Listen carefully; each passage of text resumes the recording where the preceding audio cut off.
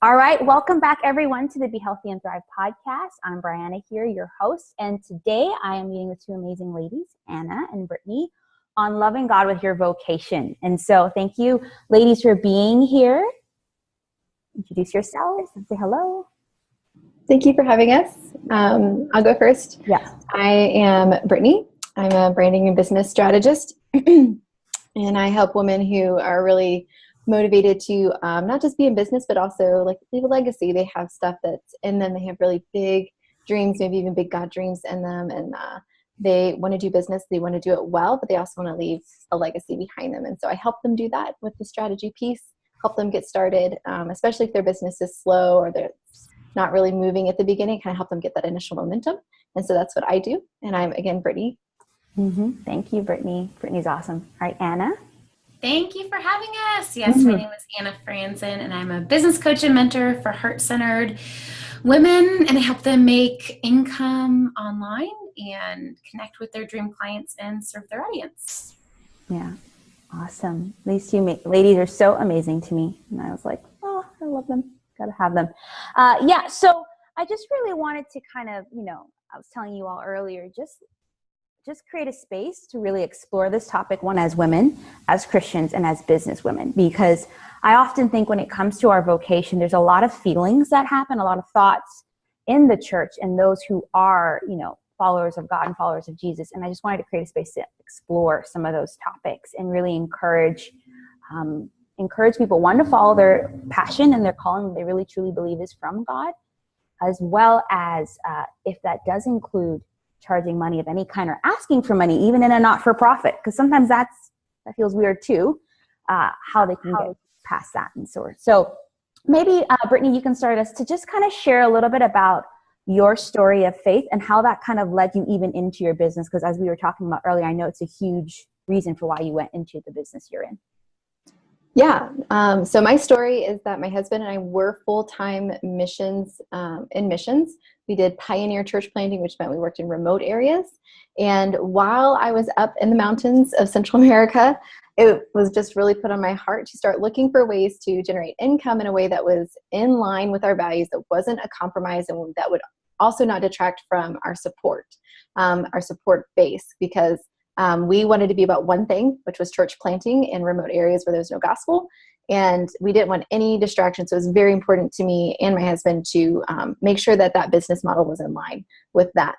So in the beginning, I just started looking at how I could be better about communicating that one thing. And I started learning a lot about marketing and how to do that better, and started translating some of those principles to the ministry world. And that was a kind of the first mental hurdle I needed to overcome, was marketing and ministry, because I didn't want to sell the gospel. Freely given, freely received, I want to freely give it away as well. So I had to understand that it wasn't really marketing, it was really about getting visible about our main thing, which was the gospel. And once I started to piece these things together, and I started learning more the technical pieces of an email list and writing a newsletter and having a clear website about who we are and what we do and how people can get behind our vision, I realized this is a skill set that so many people need in ministry. And that kind of birthed my business dream in 2015. As I started exploring more, I realized people in the regular business world need this stuff as well, and you can get paid to do it. And I said, oh my gosh, this is beautiful. I could get paid to do this. And that just felt like a dream. And so that's when my business was born. And it still has that overlap piece, because ministry is something that's still very much on our heart. My husband's a pastor still. And so doing this, being able to serve ministries, and I use a term that Anna uses, I like it, holding space in my business to be able to still serve ministries at a lower rate, or nonprofits at a lower rate, is still something that's a priority. And so I had to kind of work through, I am offering a service that's of value, and so I want to be paid for that value. And I think that is good and that is right. But also creating space for nonprofits, because they're always short on staff, they're always short on funds, they're always short on supplies. And having been in nonprofits for a very long time, want to continue supporting nonprofits in that way. So whether I do that for free or I do it at a reduced rate is on a kind of Holy Spirit-led case-by-case basis. But I think it is still good and right. Ministries, nonprofits, whether they're Christian-based or religious-based or not, do have funds set aside to pay for that, to pay for excellent things. And I think one of the things we can consider is that if we're doing kingdom work, God deserves the best. And so people are willing to pay for the best. And we shouldn't be afraid to give our best and also be paid for that, because we are doing kingdom work if we are doing something that's ministry-based. But the same principle can be applied to our regular business. And so that's kind of my story. That's kind of the journey I went on. It was born out of ministry, and I still get to serve ministries with that. And so that's how it all kind of ties together for me. Does that make sense? I think you summed up the whole podcast. It's amazing. Right and show. I know. Oh, All right, good. thank you for joining me. Yes. What about you, Anna? It was so good, Brittany.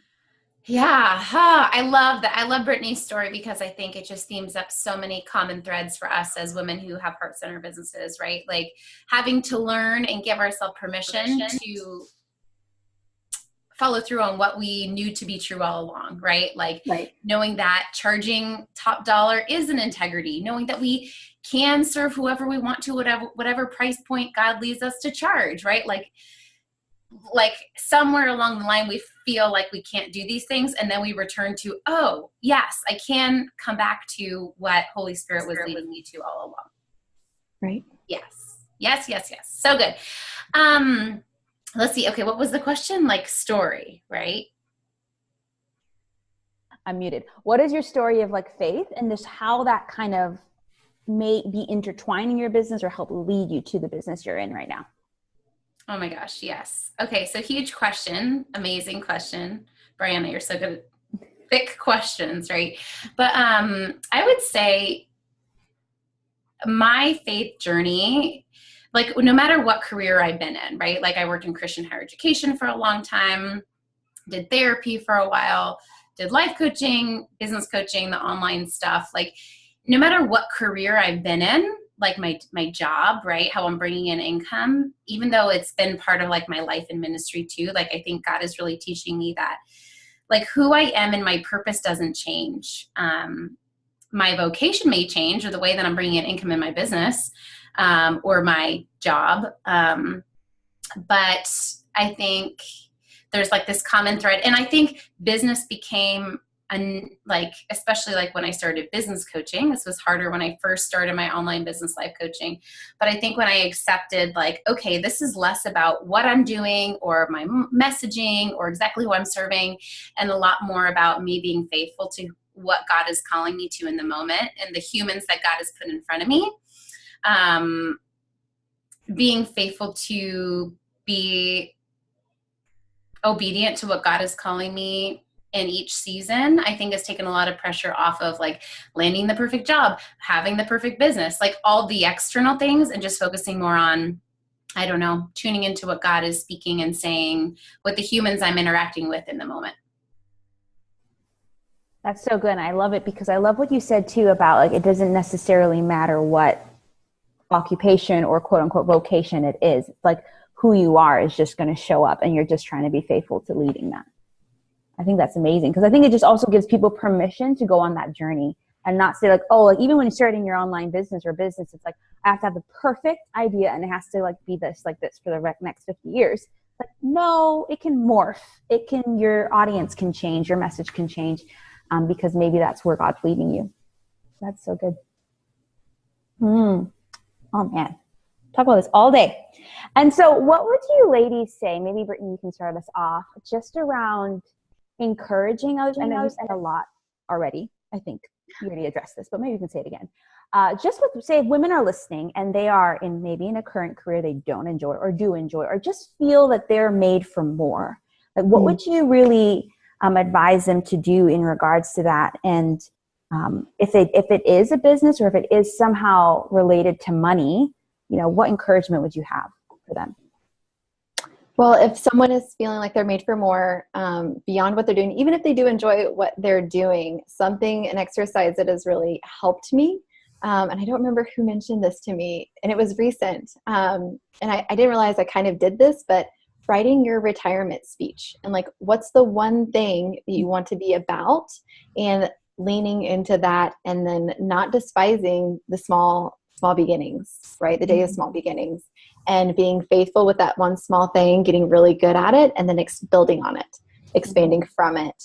And so I would say, kind of like, so my story, I kind of walked this out. I said, God, I feel like you're asking me to use my gifts and strengths in a way to serve other people in ministry so that they look professional, so that their communication is clearer, so that people can get on board with what they're doing, because there's a lot of good kingdom work happening out there, but there's terrible communication and terrible websites, and they're not following up with their supporters, and their supporters are like, I don't know what I'm supporting anymore. And so I was like, okay, God, I feel like I'm supposed to be meeting this need. And out of that was born my business. But that was a bunch of small shifts, small tweaks, following Holy Spirit as he said, like, do this next, or learn about this next, serve this person next at this price point, or serve this person at this price point. And so but also knowing like what I want to be about, and making sure that I keep coming back to that, because as we shift and tweak, which is good and right and smart, it's very easy to shift and tweak off to the right or off to the left and get a little off center and out of alignment with what God's calling us to. So I would just make sure that you're clear about that one thing, what your legacy is that you want to leave, or maybe your retirement speech. What are the things you want to be saying to people about your life, or want others to be saying about your life? Make sure you want to be about those things, and then just start at the beginning, start at day one. And keep going. Does that make sense? Yeah, perfect sense. I love it, because you're just that's what your group is about, legacy driven entrepreneur, right? It's just very much letting that legacy we want our whole life to be about, what we really want to be remembered as, drive everything we do, drive our business, drive our relationships, drive our time and our resources. And I think that's just a very simple yet very profound exercise that you recommended. And I think Anna said it as well. She said, who I am is who I am. Vocation may change, method may change, but like, this is who I am and who I want to be at the end. Mm-hmm. Like this core stuff that God wired me to be, how God created me to be, that's not changing. But sometimes I think when you're made for more, but you don't know what that more is, that would be the place I would encourage you to start. Like, what do you want to be known for? Mm-hmm. What impact and legacy do you want to make? And so starting in that place. But Anna said the same thing a few minutes ago. So good. What about you, Anna? What would you say? Asking the question again. Yeah. So just if someone's just a lady or a woman is listening, maybe men listening too, and they probably are, and just thinking like, okay, I want to know that I'm made for more, and I want to go after that. And maybe it's a business, maybe it's not. And I love, you recently did your invite sales conversation class, because that's something that I think women, even if they're like, I want to do this as a business, struggle then to act for the funds they need to continue. Just what would you really, advise them? And it could be around the sales conversation too. Just how can we start going after that thing if we do think that there's something more, and be unafraid to go after it, and even if it involves money? Yeah, that's a great question. I'm trying to think like in the points of my life when I felt that, or I felt like, oh, there's something more, but I don't even know what it is, or like, I want to start an online business, but what online business do I want to start? Or I want to get my master's, but which master's should I get? Right? There's all the option. Like for me, I get paralyzed in decisions because multiple reasons. A, maybe you wouldn't guess this, but you guys probably both know this, but I'm sort of bad at change, right? Like I kind of resist change, which as an entrepreneur is horrible, right? Even though I'm fairly adaptable, but I think being willing to take that first step forward, even in the mess, right? Not things aren't going to be perfectly clear. A lot of the clarity comes from us taking the action, even though it feels so much better.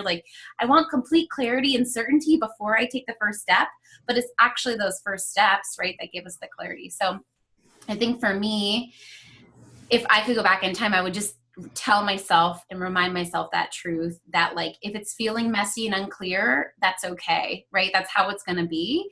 Because I think a lot of times, I would resist making a decision or a first step because I wanted to make sure I was making the right decision, right? And I didn't want to make the wrong decision and waste time. Mm-hmm. So I would waste a lot of time in indecision, right? Like instead of just deciding. And I think too, like when we take action, even if it's the wrong action, at least then we have evidence to be like, okay, that didn't work. My next guess is going to be a lot better, right? Versus inaction, yeah, it's safer, right? But eventually we get to the point where it's like, okay, the cost of just sitting there in stagnation is more expensive to me, time-wise, life-wise, not just money-wise, than the risk of the messy choice, right? And I'll say one more thing too, and then we'll stop. One thing when I was in my day job doing therapy, that one of my supervisors said to me that was really helpful was just giving me permission, or maybe it was someone else. I think it was her. Just giving me permission to make the best decision and not the perfect decision. Because I think I was like, especially when I was looking at quitting my therapy job, I was like, there's downsides to it, right? There's like pros and cons to every decision. And so instead of asking myself, which one's the perfect decision, just saying, okay, what's the best, right? They're both going to have downsides. But when I asked myself that, like the decision was so easy. I was like, well, duh, this is the best decision. It's not perfect, but it's certainly is the best decision. So I don't know. That's kind of what helped me. Yeah, I think that's good. I think you hit on a key point, I think, is any woman that is more, even a type A, or just doesn't want to mess up, which I know is me. It's like, I know that going the wrong way or finding something out and it doesn't work is the way to learn, but I don't want to do it because I want to be right right away. And that's where pride comes in, right? But I think what you're saying is true, is that the more you try things, and obviously just don't try everything known to man at one time, because that's just tiring. The more you get clear on what actually it is you want to do. And even in my business, I was like doing 3 different types of I was calling it 3 different types of coaching. And it was exhausting. I had 3 different Facebook groups. And I was like, what am I doing? Like, I just need to do this. Like, this is actually the thing I need to do, is just care for people and their whole health and life. And it's like, oh, well, that makes perfect sense. But if I never explored those 3, then I wouldn't have come back to that one. And it just feels like this is a happy place and this is where I need to be. But yeah. And it's funny because now I actually don't regret it. But 6 months ago, Bree would be like, oh man, what are you doing? It's like, okay, great. You just learned from it. So it is in the action that we learn. And that's how everyone, even when we go to school, we think that knowledge is what's going to make us succeed. But really it's knowledge with application, and experience is what really gives us that level of experience and success. So can't stay still. Paralysis by analysis, I think, is what people call it, right? So good. So, Anna, maybe I just want to ask you a question, and Brittany can chime in after, about money and about being heart-centered, leading a heart-centered business, really from the heart, and caring for people and asking them for money. Because I know you just did a sales class around that. So would you have any advice for those listening who are, whether it's a side hustle, whether it's they just asking people, even in a not-for-profit, like, to invest money? Any encouragement around that, mindset wise? Yes, all of the things. Well, first, like, if you're struggling to charge people in your business, like, you're among friends, like, there's nothing wrong with you, right? That's completely normal. Like, I feel like by the time I opened my business coaching business, I kind of had an advantage because I had already kind of gotten over the initial hurdle when I started life coaching online. And when I first started charging money online for what I was offering, it was so hard. Like, as like the PayPal invoices were coming in for the life coaching stuff I was doing, I felt awful. It didn't feel good. It felt icky. It felt wrong. Like, I would tell my husband, like, I feel like I'm scamming people. Like, even though I was charging less money than the money I was making, that people were paying to see me as a therapist, but they weren't like handing me money, right? Mm-hmm. They would hand it to the receptionist, right? So like, that really was besides like Etsy and eBay and like side ventures, right? Like, that was the first time I was receiving significant income for me, right? Not just like a print I was selling on Etsy. It was like my service, right? So I think there's just a lot of like self-worth, vulnerability, like all the things come up. And that's why like entrepreneurialism, is that a word, is like the biggest crash course in personal development that like we never asked for, right? Like, we didn't ask for this. Like, we just want to make money online and support our families, right? Like, we don't, like, who signed up for like all this personal growth? But so anyway, that's just part of my story. But what would be, I think just give yourself grace and space as you journey through it, right? There's like a million money mindset workbook, like books. Brianna has some great material on money mindset more recently too. But just realize that you're normal, but yeah, just giving yourself grace as you wade through it and get the confidence to charge. And like Brittany said, realizing that charging full price serves everyone, right? And that if you're feeling led to work with someone who can't afford it, you can, right? Mm-hmm. Yeah. And I love that. I love that it's a journey too, because I remember you asking me a question, we talked about this recently, 3 or 4 months ago. What if you made X amount of money a month? And I said, no way. Like, no way I can't make it. I'm like, I don't want to. Like, that feels weird. I have no idea what I would do with that. But yet, we're going through that. I'm not saying that we need to make a lot, but what I'm saying is because it's then that I actually identified that, hey, I struggle with receiving any money at all and was able to move backwards. And now I'm to the point where I'm like, hey, I want to make money on my business and take home more, so I think it's a journey. And one thing I was, just inspiring my group last week is that there's grace at the finance table, that there's grace if you're not getting it right. It's grace to like do one thing at a time. And it's the same thing that I really talk to my clients when it comes to food too. I think we want the quick fix for our finances. We want the quick fix for our health, but it's not about that, because that's not sustaining. And understand it. I love what you're saying, how there's so much of our worth is tied up in those things. They shouldn't be, but that's what we do. And so to actually bring that forth, you're saying, I'm bringing my worth to the table and I need to deal with that. And so allowing yourself to kind of go and grow and develop in that. It's so beautiful. I love it. Any thoughts, Brittany? I think I would just be in agreement with you ladies. I was just going to say, like, extend yourself grace for the things that do come up and take the time to explore it as they do. I wouldn't try to shove them back in the box, because that's not going to serve you. Go ahead and look at your self-worth stuff that comes up around your pricing. And then also feel freedom to adjust on a case-by-case basis. If you're feeling like spirit-led, or you're feeling just motivated to work with this person because you want to be with them, you love what they're about, and you just want to be involved, but they can't pay you as much, like, do it. If that's what you're feeling led to do and it makes sense for you, then I would say go for it. But yeah, grace and feel freedom to be flexible. Mm-hmm. So good. Oh, wow. Well, thank you. Yeah. Thank you, ladies, so much for this conversation. Love you both so much. And as we end, I just wanted to talk about the giveaways you're doing. So for those listening, I'm going to be doing a Christmas giveaway around caring for the whole woman and her whole health. I haven't figured out the name exactly yet. But these two ladies have a giveaway in that. So can you maybe just share a little bit about your giveaway so people can enter their name for it? Start with Anna. I can share. Well, Brittany wrangles her cat. I was at the Wrangled Children, so totally get that. Yes, I'm giving away access to one of the recordings of a masterclass that I just did called the Invite Masterclass. And it's all about feel-good sales conversations and really helping you harness 3 foundational skills. If you're listening to this and when you're one of Brianna's peeps, I'm sure that you're already good at these 3 things, which is leading, coaching, and listening, and helping you apply that to the sales conversation so that you can really show up and serve your clients even in that sales process. So I'm giving away access to the recording of that masterclass. Mm-hmm. And I did it. It is so good to apply those 3 parts to the pre-conversation, the conversation, and the post-conversation. So good. Yeah. Brittany?